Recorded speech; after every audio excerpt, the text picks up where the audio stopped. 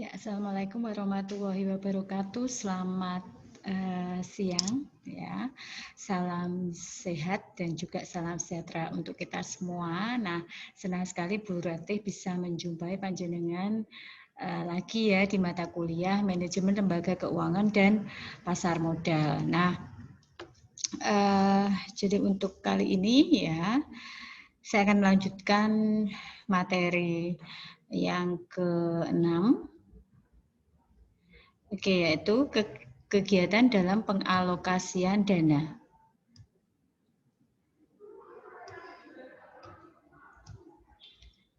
Oke. Nah, ini masih terkait dengan kegiatan bank ya. Jadi kita tahu bahwa kegiatan bank itu untuk inputnya adalah menghimpun dana dari masyarakat ya. Nah, strateginya bagaimana cara menghimpun dana dari masyarakat? Ya, di sini diberikan stimulus ya, imbalan berupa bunga, kemudian ada bagi hasil ya. Ya, untuk syariah misalkan, kemudian hadiahnya, promonya, pelayanan yang menarik atau balas jasa yang lain ya. Kemudian menyalurkan dana ke masyarakat ya dalam bentuk lending. Jadi ini outputnya yaitu bisa menyalurkan dana ke masyarakat bentuknya pinjaman ya, spread based atau negatif spread. Nah, apa saja unsur-unsur kredit ya, yaitu kepercayaan, adanya kesepakatan, jangka waktu, resiko dan juga balas jasa. Nah, apa saja tujuan dan fungsi kredit ya? Membantu usaha nasabahnya ya, misalkan sekarang ini karena terjadinya pandemi banyak kemudian untuk UKM ini kesulitan untuk dalam pendanaannya, maka di sini diberikan keringanan tanpa bunga, kredit tanpa bunga itu bisa jadi. Kemudian juga kalau dari bank ini mencari keuntungan ya, karena bank juga salah satu bentuk organisasi ya atau bisnis ya. Pada tujuan bisnis itu adalah yang pertama adalah mencari keuntungan, yang kedua bagaimana menjaga kelangsungan hidup dari suatu organisasi atau perusahaan tersebut. Ya, begitu juga dengan bank karena salah satu industri jasa yaitu di bidang perbankan. Kemudian membantu pemerintah dari hal apa? Misalkan dari penerimaan pajak yang dibayarkan kepada pemerintah. Ya, itu ya. Jadi ada tujuan dan juga fungsi kredit. Tadi unsur-unsur ya kepercayaan ya. Makanya di sini ketika nasabah mengajukan kredit, maka di sini ada analisis officernya, akan analisis ya. Di sini berarti di situ seorang akuntan tersebut melihat apakah nasabah tersebut ini punya track record yang baik. Ya, biasanya itu terlihat ya apakah ini utangnya di bank mana aja. Nah, biasanya kalau pihak bank ini bisa mengetahui rekening koran, kemudian untuk data-data dari nasabah ya, itu dibuka biasanya. Kemudian kesepakatan kaitannya dengan jangka waktunya, ya resikonya dan juga balas jasa. Jadi di sini jangka waktunya 1 tahun, kemudian ada resikonya misalkan tidak bisa mengembalikan dan secara tepat waktu maka akan dikenakan denda dan lain sebagainya diatur dalam kesepakatan atau perjanjian antara pihak bank dan juga untuk nasabah gitu ya. Kemudian misalkan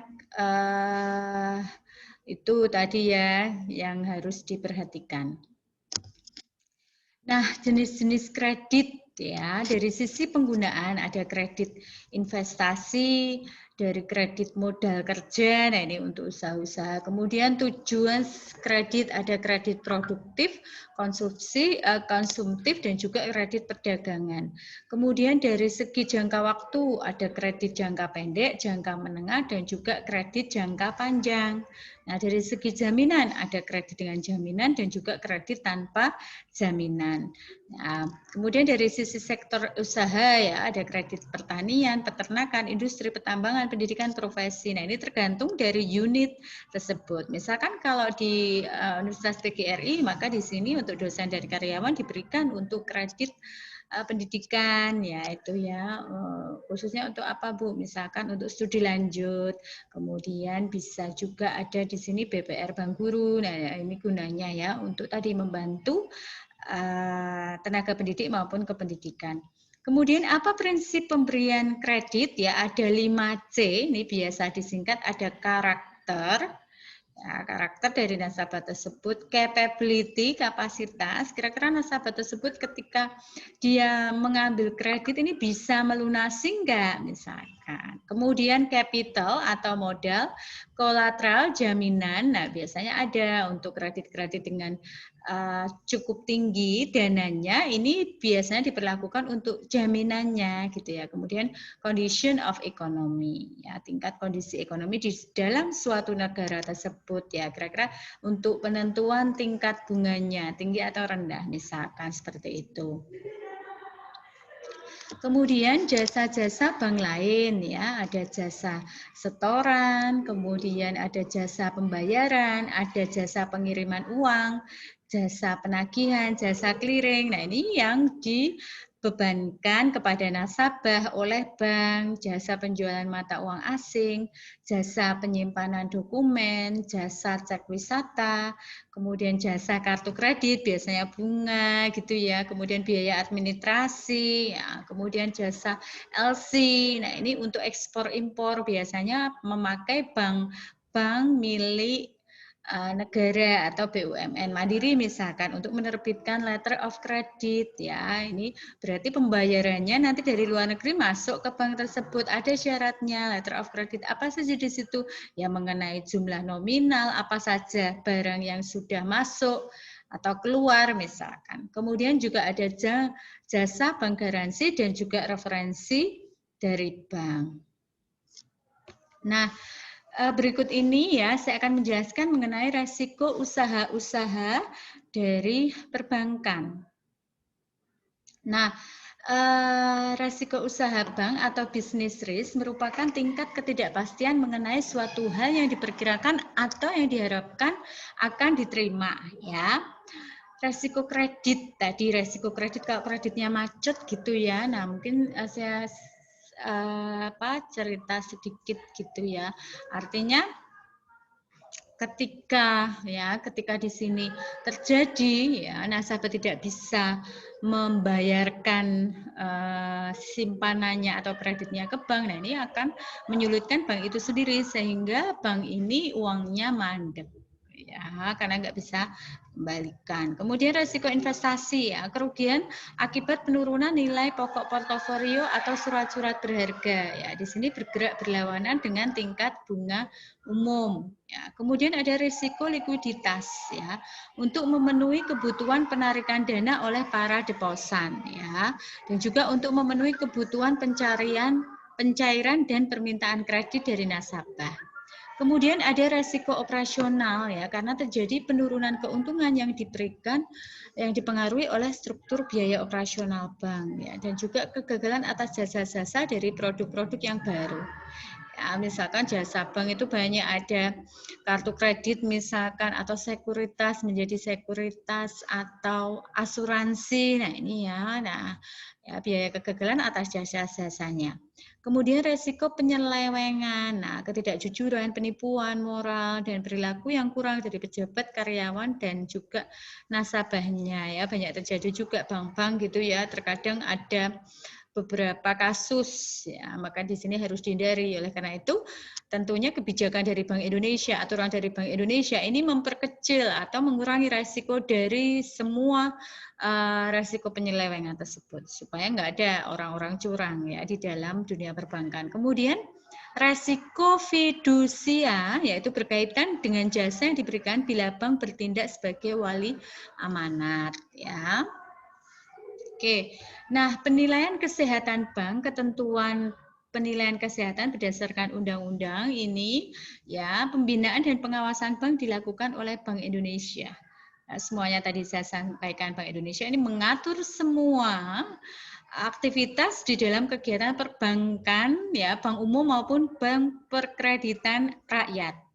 Kemudian Bank Indonesia juga menetapkan ketentuan tentang kesehatan bank dengan memperhatikan modalnya. Maka di situ diatur ketika ingin membuka bank umum, mendirikan bank umum, maka harus punya modal 50 triliun gitu ya, enggak hanya miliar. Nah, misalkan itu. Kemudian kualitas asetnya, kualitas manajemennya, rentabilitas, ya, bagaimana pengembaliannya, likuiditasnya, solvabilitas, dan juga aspek lain yang berhubungan dengan usaha bank. Nah, selanjutnya bank juga wajib memelihara kesehatan bank sesuai dengan ketentuan dan wajib melakukan usaha sesuai dengan prinsip kehati-hatian. Nah, metodenya ini dikenal dengan camel, ya. Camel itu bukan unta, tapi ada beberapa penilaian, ya, perhitungan tingkat kepatuhan bank, ya. Ada capital C-nya, ya, yaitu rasio kecukupan modal. Penilaian didasarkan dengan current asset ratio yang ditetapkan Bank Indonesia. Current asset ratio minimal 8%. Jadi aset saat ini yang dipunyai bank itu minimal 8%.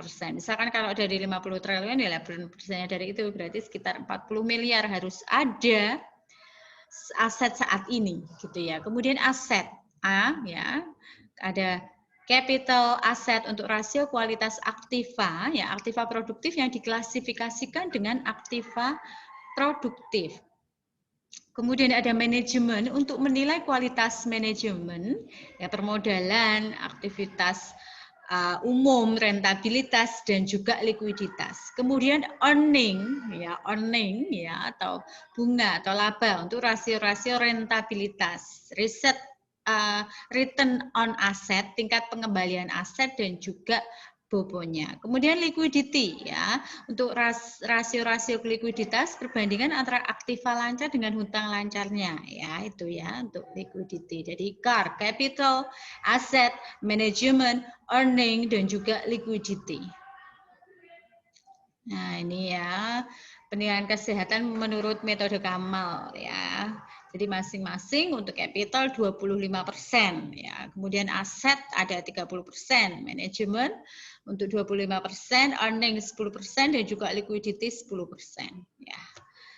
Nah, selanjutnya ya ini mungkin di manajemen keuangan sudah pernah dijelaskan ya mengenai penggabungan usaha bank, ya. Nah, kenapa digabungkan? Karena tingkat kesehatan tadi misalkan illiquid, tidak sehat. Tidak sehat apa, Bu? Dari sisi modalnya kurang gitu ya. Kemudian nasabah itu berbondong-bondong untuk menarik asetnya, investasi di dalam bank tersebut. Makanya harus dilakukan ya bentuk penggabungan biasanya merger. Ya biasanya dengan menggabungkan seluruh saham bank yang melakukan merger atau konsolidasi dan juga akuisisi gitu ya. Nah, itu. Kemudian di sini pengambil alihan kepemilikan untuk akuisisi ya, pengambil alihan kepemilikan suatu bank yang berakibat beralihnya pengendalian terhadap bank. Nah, beberapa alasan melakukan penggabungan yaitu masalah kesehatan bank, tadi illiquid nggak sehat nih, nggak asetnya kurang misalkan. Kemudian modal yang dimiliki relatif kecil tadi ya, sehingga untuk melakukan ekspansi terlalu sulit. Kemudian manajemen bank yang semrawut atau kurang profesional sehingga perusahaan terus merugi dan sulit untuk berkembang. Yang keempat ada administrasi yang kurang teratur dan masih tradisional, kemudian ingin menguasai pasar ya supaya gabung jadi satu. Bank Mandiri misalkan dulu saya sampaikan, gabungan dari beberapa bank sekarang menjadi BUMN. Nah, itu ya. Oke, saya kira itu ya mengenai kegiatan ya untuk kegiatan untuk pengalokasian gitu ya dana bank. Oke, sampai jumpa ya. Sampai jumpa di pertemuan 2 minggu lagi ya. Di mata kuliah manajemen lembaga keuangan dan pasar modal. Semoga kita selalu dalam keadaan sehat dan juga selalu dalam perlindungan Allah Subhanahu wa taala sehingga terhindarkan dari semua masalah musibah dan lain sebagainya. Billahi taufik wal hidayah. Assalamualaikum warahmatullahi wabarakatuh.